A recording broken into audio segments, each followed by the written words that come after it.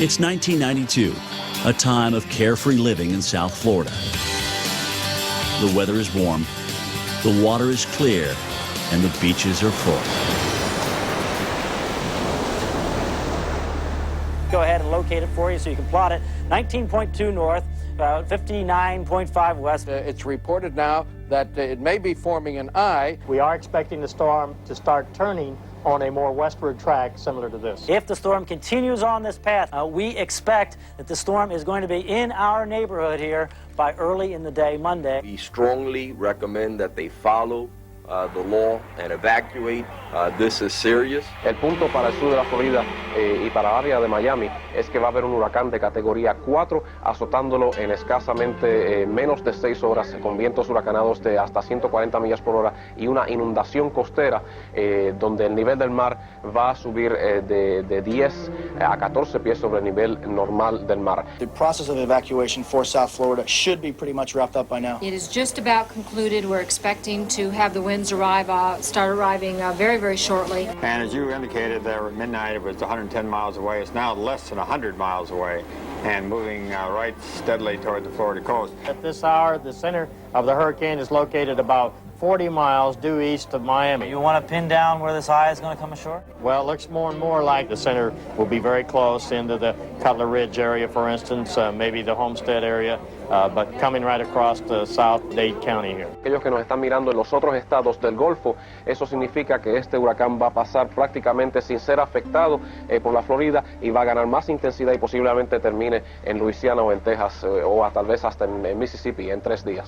So the full fury of the hurricane is about to hit, and I think it might be even less than 2 hours. I think it might be like an hour and a half before the west side wall makes landfall in southern Dade County. Okay, so obviously really we ought to even alert the media down in that area that they need to make all their necessary preparations. I'll tell you what, maybe, Raphael, you could find a couple batteries here to bring in here as we go in here so that we don't run out of power, although we're going to, I guess Tony has a mic in here that we can use no matter what happens battery-wise. Here we are, Brian. We're all set.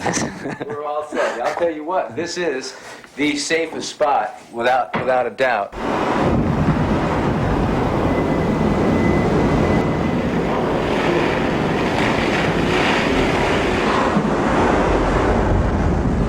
Our producer is telling us that we have an NBC reporter. Bruce, go ahead, please. All right, a couple of things from the outside area of your building that you may not be aware of yet. You've lost a satellite dish out here. The fence that is around is now disappeared.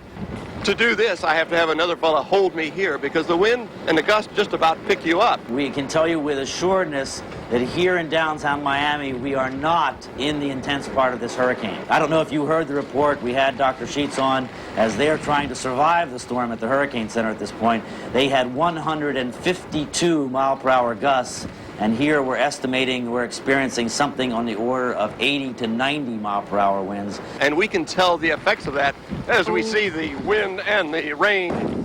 Gee. I tell you, Bruce, You better get in. if you're out there for our sake, please come on in. Good morning. We're live in the Weather Channel Forecast Center. It's August 24th, 1992. History in the making as Hurricane Andrew is now making landfall in South Florida. This is a strange position to find myself in, but I'm laying on the floor of the car. My head's right up here on the seat. This is the reason I'm sort of sideways. We're underneath Metro Rail. The winds are gusting outside our car up to 165 miles per hour. The car is shaking as if there were 10 people on either fender bouncing it up and down. You can see the camera bouncing here.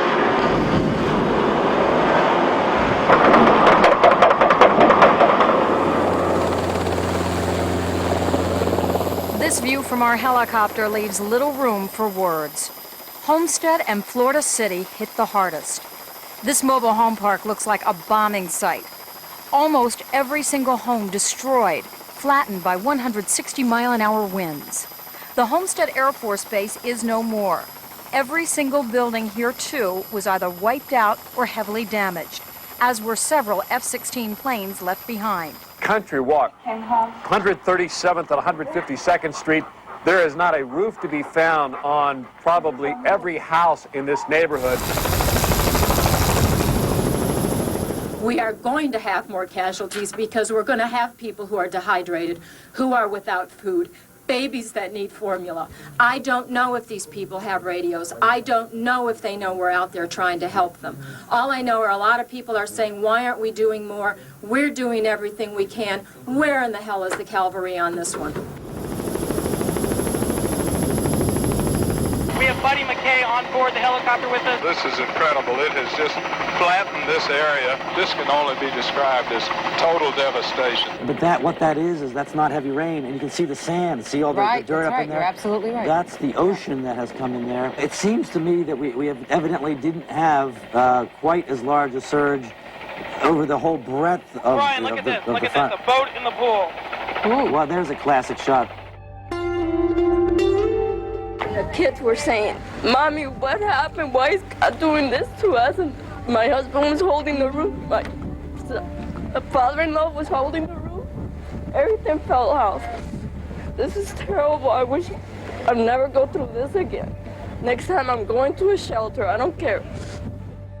It's been about 8 hours now since the storm hit.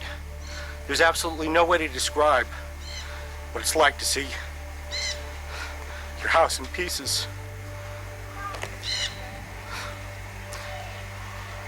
There's no way of knowing how long it's going to take to try to put our lives back together.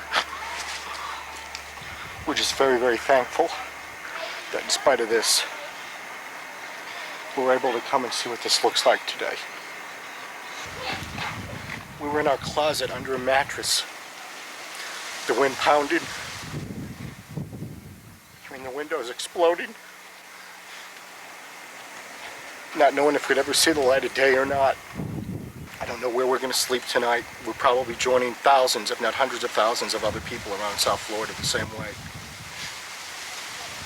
Yet I know as bad as it is for us, there's a lot of other people that was a lot worse. It's a sense of community that, believe it or not, before the storm, we didn't have. Are we optimistic about what happens next?